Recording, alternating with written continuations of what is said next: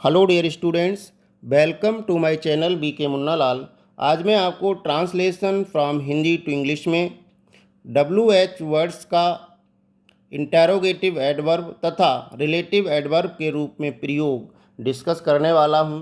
यदि अभी तक आप मेरे चैनल पर नए हों तो चैनल को सब्सक्राइब अवश्य कर लें, जिससे आप मेरे आने वाले हर वीडियो का नोटिफिकेशन प्राप्त कर सकें और लाभ ले सकें। तो आइए शुरू करते हैं WH वर्ड्स का इंटेरोगेटिव एडवर्ब तथा रिलेटिव एडवर्ब के रूप में प्रयोग।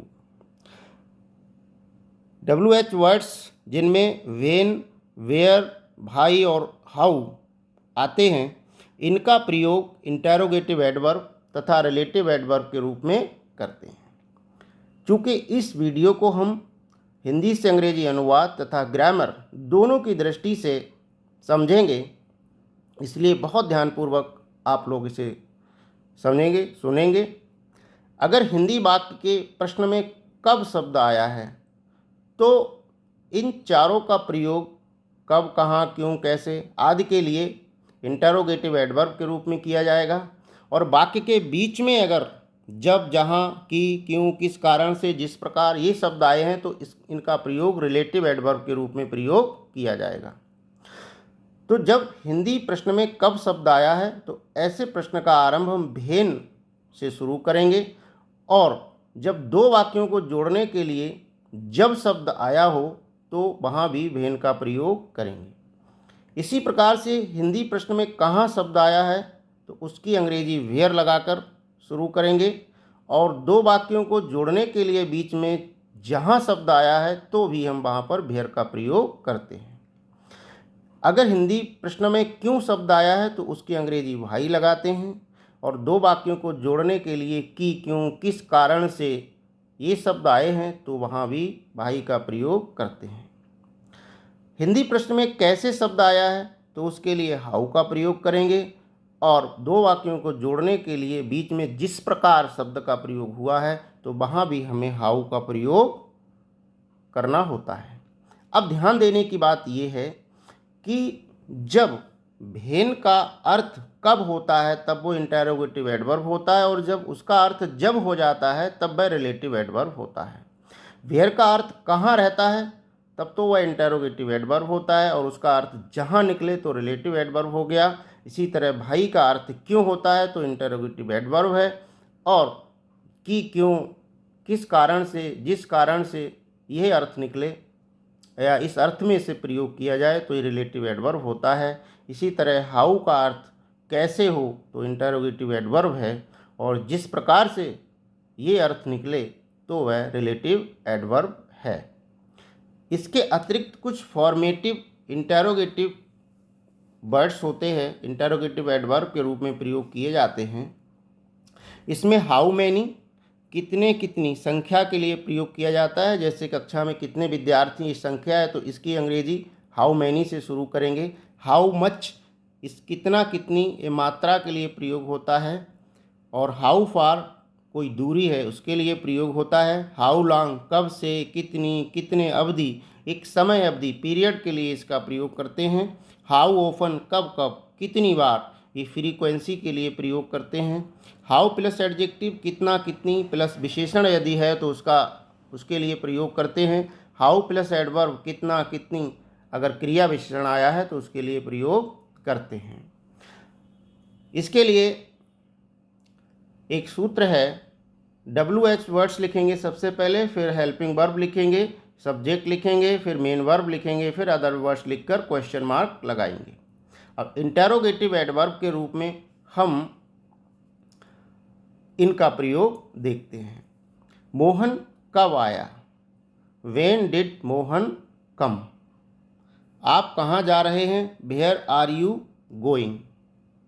आप झूठ क्यों बोल रहे हैं, भाई are you telling a lie. पिताजी आगरा क्यों गए थे, भाई had father gone to Agra.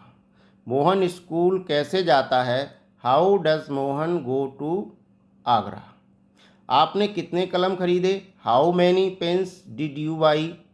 वह कितना दूध पीता है, how much milk does he take. या हमें ये ध्यान देना है कि जब कोई संख्या दी गई है तो उसके लिए, नंबर दिया गया तो उसके लिए हाउ मैनी का प्रयोग करेंगे। जब मात्रा होगी तो हम, क्वांटिटी होगी तो हाउ मच का प्रयोग करते हैं।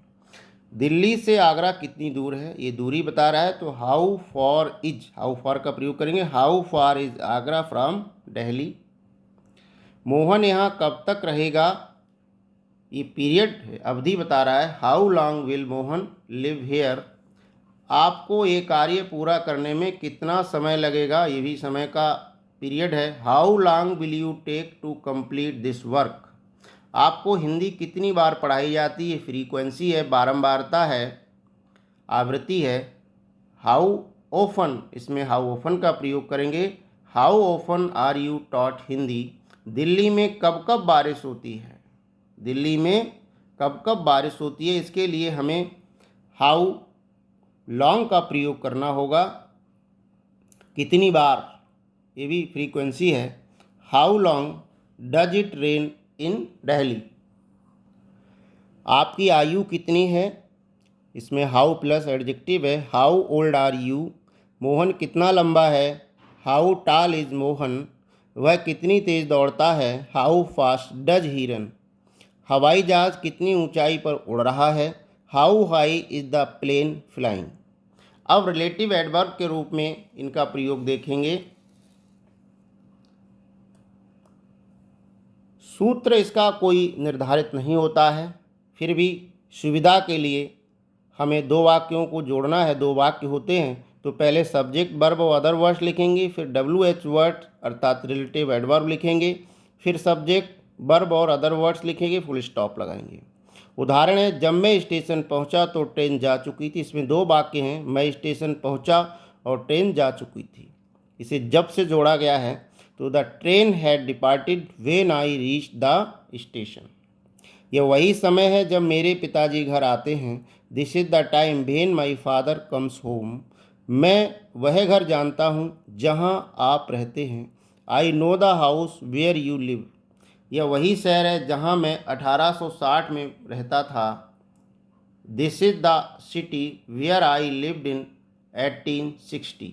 उसके ना आने का कारण मुझे बताइए। Tell me the reason why he did not come. उसे ये नहीं बताया गया कि उसे नौकरी से क्यों निकाला गया। ये कारण है, भाई का प्रयोग करेंगे। He was not told why he was dismissed from the job. वह कितना अच्छा खेलता है, कोई विश्वास नहीं कर सकता है। Nobody can believe how will he place. उसने मुझे वह तरीका बताया जिस प्रकार उसने प्रश्न हल किया था। He told me the method how he solve the question. आशा है डियर स्टूडेंट्स ये वीडियो आपको पसंद आया होगा। पसंद आया हो तो लाइक कीजिएगा, शेयर कीजिएगा। Thanks for watching.